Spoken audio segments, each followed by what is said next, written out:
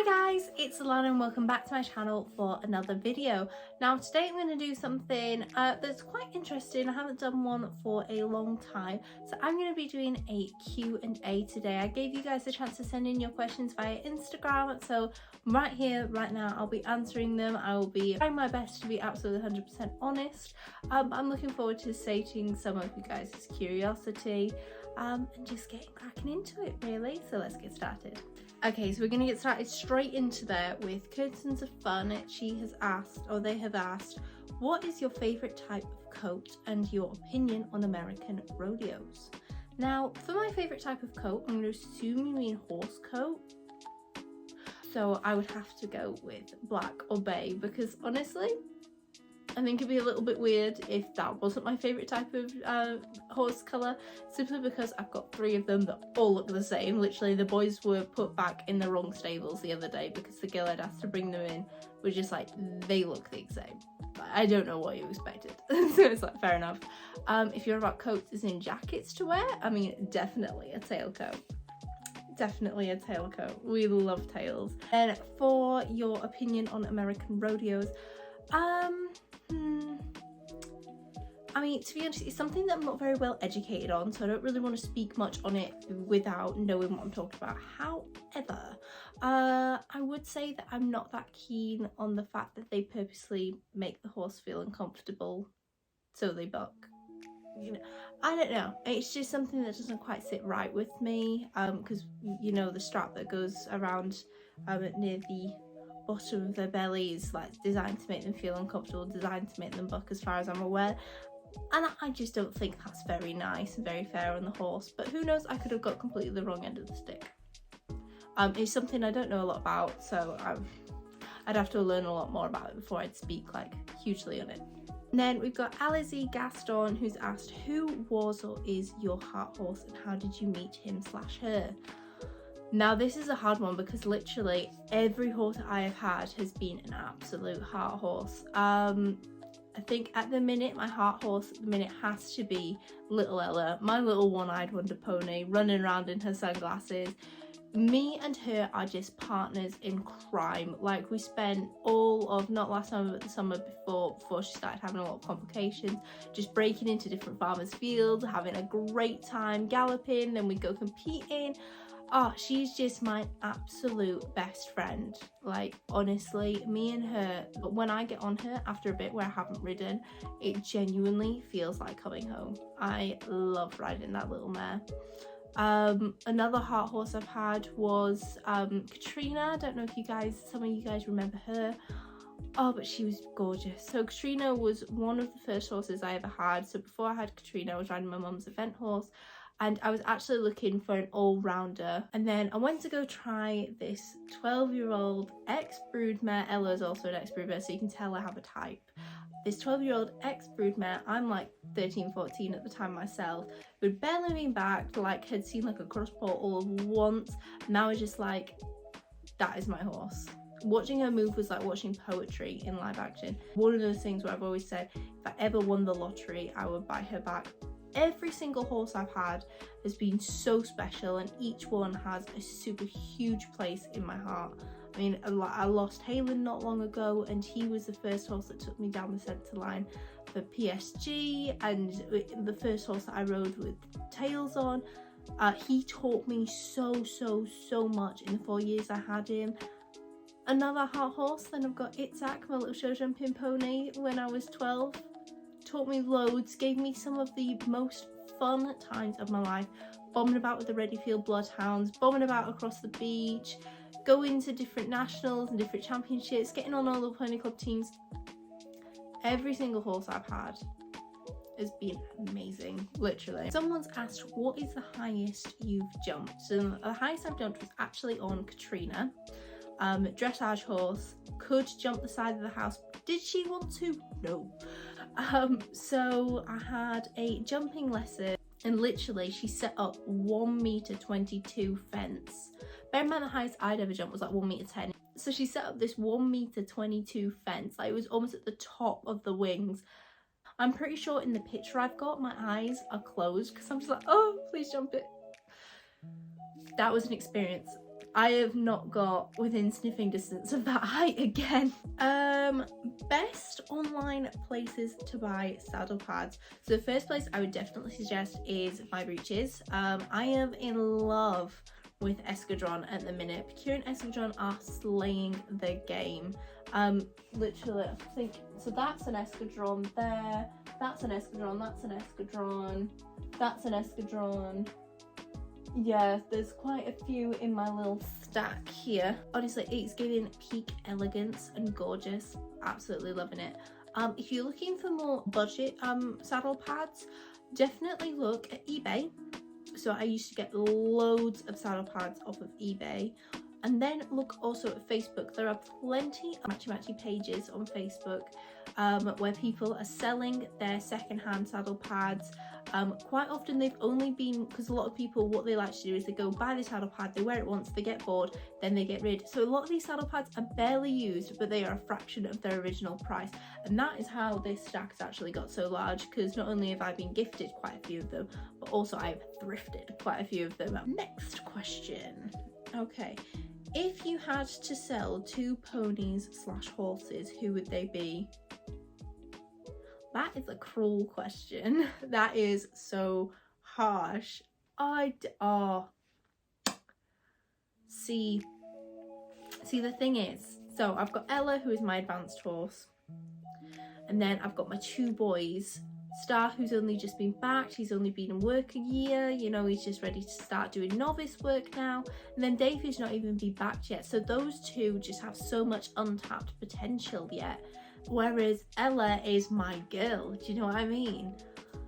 If you had a gun and said you had to sell 2, I think I would have to sell my boys. Mostly because all I ever do is chat about how wild and feral Ella is, whereas everyone knows my boys are good boys, so I know that my boys would end up going somewhere nice, whereas Ella, like, you need someone crazy to own that mare, and that's me. Okay, will you ever get another horse? You know, at the minute, I don't have any plans to get another horse. I mean, it's quite busy at the minute with 3, because I have my horses on a DIY livery yard, so supporting 3 horses, a part-time job, doing my uni degree, it is all a bit quite busy right now. So I haven't got any plans to have another horse at the minute. However, I am always keeping an eye out for another advanced horse if I happen to come across one that someone would like me to ride for them. Simply because since losing Halen, I haven't been able to get back to the Precinct Judge, the tails that everyone wants to be in. And I think it'd be a really good thing for me as a rider to be able to learn with an advanced horse, and also to be able to get back out there competing at that level. Have you ever done bareback? Yes, I have. So I used to have a little Palomino show jumping pony called Itzak, and literally I used to be on a farm where there was like a long path between the stables and the fields, and so I used to put my hat on, I used to walk down, I used to put his head colour on and tie the lead rope like reins, and then I would turn his water bucket upside down and I'd stand on it, and he knew what was coming, so he'd be like trotting round me and I'd have to jump onto his back, and then we would just set off at a mad gallop towards the stables. It was amazing. I used to do that literally every single day. And I also did absolutely no tack riding with Halen, so that was free riding. Did not have a lot of control, I'm not gonna lie to you guys. What are my plans with the horses? So currently my plans with the horses are Ella, I'd ideally like to get to Precinct George by the end of this year. That would be absolutely amazing. At the minute I'm focusing on getting her back into work, so obviously we've had a lot of complications, a lot of different things, which meant that the horses at current time are not fit, which is why I haven't actually competed in 2023 yet, because they're just not ready for it. With Star, I would love to get him qualified at prelim for the championships.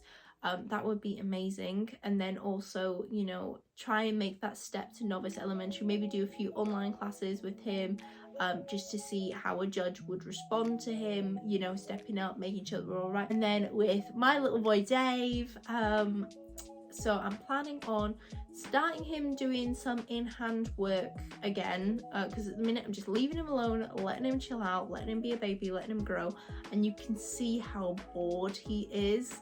Like, that is a rising 4-year-old that wants to do his work. His mind's ready for it, but his body's physically not, so we've just got to leave it that little bit longer. Yeah, so what I'm going to do with Dave is start doing some in-hand work March, April-ish, and then actually start riding him come June. And I am so excited for that because I think he is going to be so up for it. It is untrue. What was the name of the first pony that you rode? Okay, so the name of the first pony that I ever rode was a little chestnut Shetland called Amber, and it was really funny. So the story of how I ended up with her was my mum found out she was pregnant and literally had a pony for me the next day, and that was little Amber, and she'd gotten Amber from a rescue. She was really old, and she was, you know what, she was an absolute saint for a first little pony. I do not have any recollection of her at all at this point because Mans was basically a newborn baby.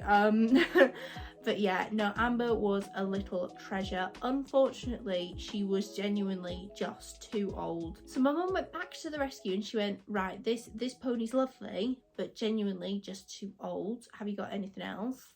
And so along came Cassie. Cassie was literally unbroken, pregnant.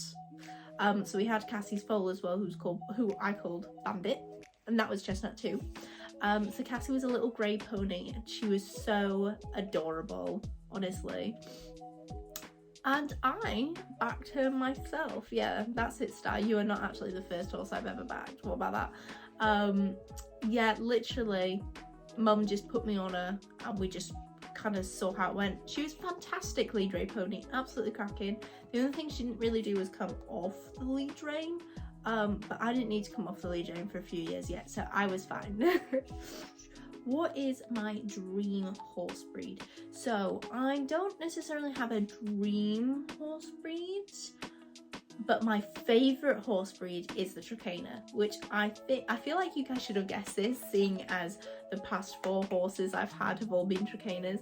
I am a sucker for a good KWPN. KWPNs are absolutely gorgeous, but Trakehners are just top tier. One breed that I would say that I would love to have, you know, if you won the lottery, would be an Akaltech. You know which ones I mean. The shiny trophy horses. The horses that literally look like molten gold, you know? I would love an Akaltech just to stand there and look pretty. Have I ever ridden side saddle? Yes, and that was, I'd tell you, I had exactly 1 side saddle lesson and I wouldn't do it again. I didn't like it at all. Because I've always ridden and been in the saddle, something I've always done, I've never felt unsecure in the saddle. Like, I've always been sure of my ability of staying on, just because I never went through that phase of not knowing how to ride, because I grew up riding, if you catch my drift. Getting side saddle, I was like basically like the riding version of Bambi on ice. I thought I was gonna fall off, thought I was gonna like tug the saddle around the side.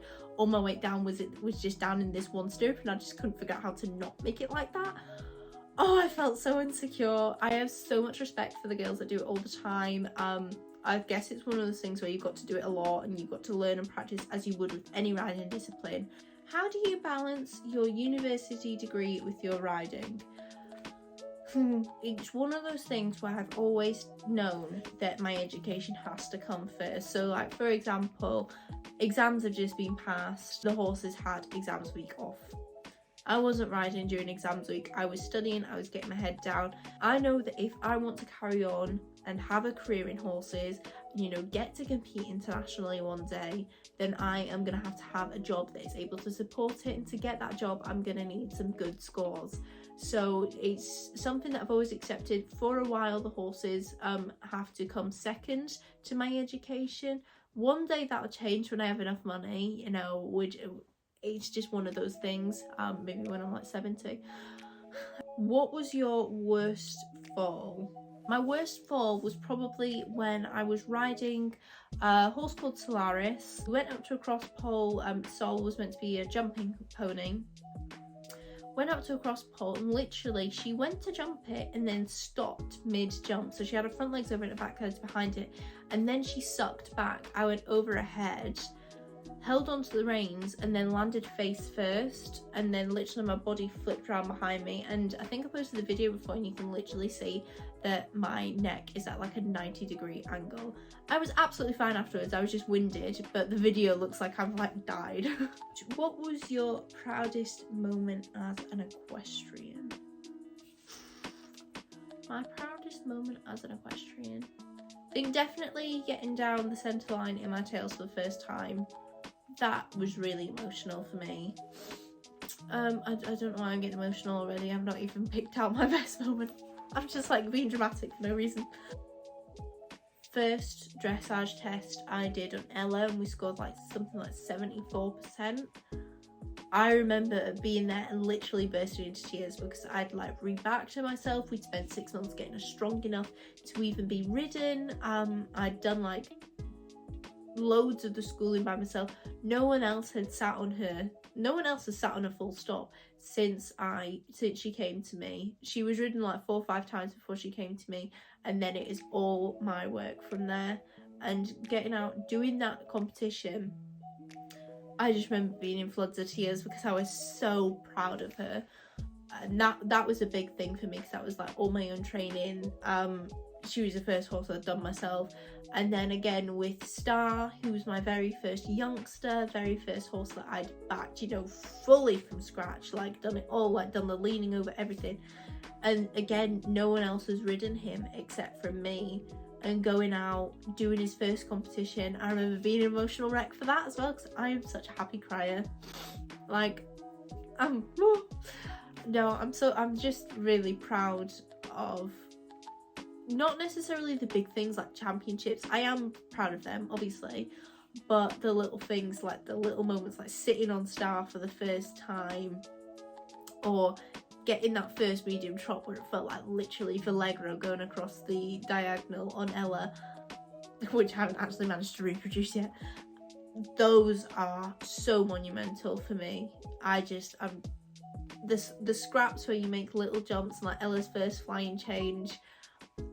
I tell you what, I'll get back to you when we do our first, like, you know, nice flying change and it's reliable, because that will be a massive achievement for me and Ella. But yeah, definitely those sort of little moments where a lot is happening. Okay, next one. Do you have any tips for riders who are very nervous for getting judged by others, which impacts their abilities? Ooh.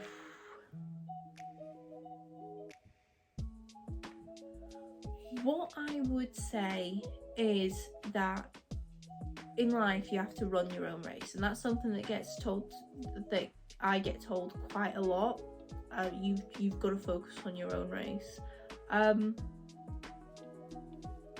Actually no, because that's more about you thinking about other people. Basically, if you're getting judged by others, just remember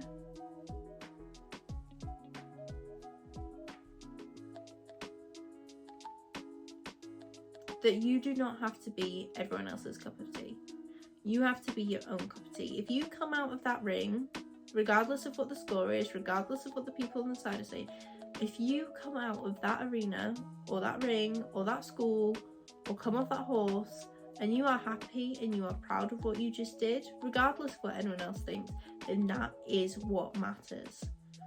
This is meant to be fun. This is meant to be a hobby. Or if it's your career, this is meant to be your career because you enjoy it, you know. Come out of there with a smile on your face. Be proud of yourself. It doesn't matter what other people think. Let them get on with it. Let them think what they want. As long as you are happy, that is the main thing. Like, I get a lot of I get a lot of comments saying about my social media where some people are like, oh, you know, she's just a social media influencer, she doesn't ride. And I'm like, oh no, I do ride, I am a rider, I do promise.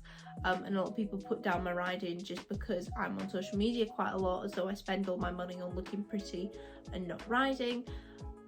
And I've got to remember those people don't see the everyday. They don't see, you know, waking up at 6 o'clock in the morning to go feed the horses. They don't see you like you're covered in mud and other unmentionable things. Just trying to get your yard work done, just trying to get the job. They don't see the graft. This is not relevant. What am I even on about? They don't see the graft. But I know, and I'm happy. I'm aware of what I've done to get there. I know that I can use my social media to be able to get access to things that I wouldn't be able to get access to as someone that comes from a single parent, low income family. I'm happy with me, and you know, if other people have opinions on that, then that sounds like a them problem. And I think a lot of people have got to remember that when they are getting judged by others, that's a them problem. You've got to be happy with yourself. You've got to be able to come out there with a smile. You've got to be able to say, you know, we tried our best, regardless of what other people think. Because people in life are always looking to put you down. It's just a fact of life. So you just got to be better. What is your favourite type of riding? Dressage. It's gotta be dressage.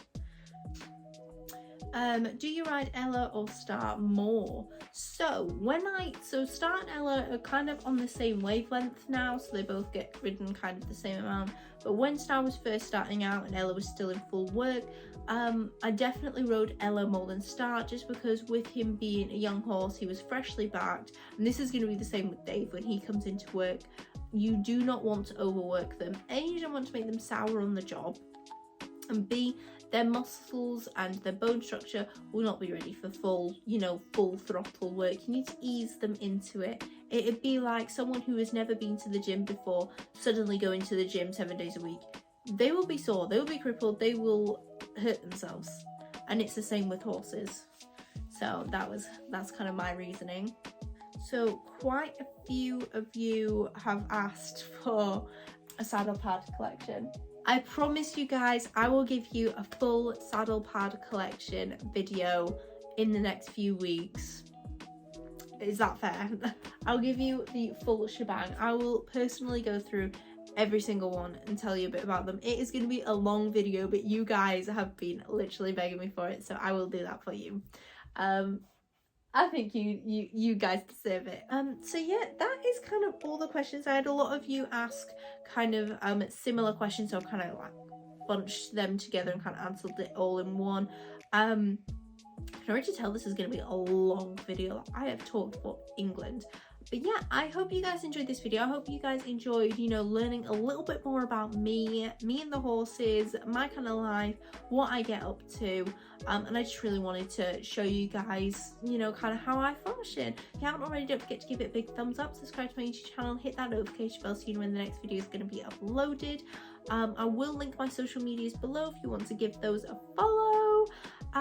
Yeah, and so that is all from me today. And until next time, guys, it is goodbye.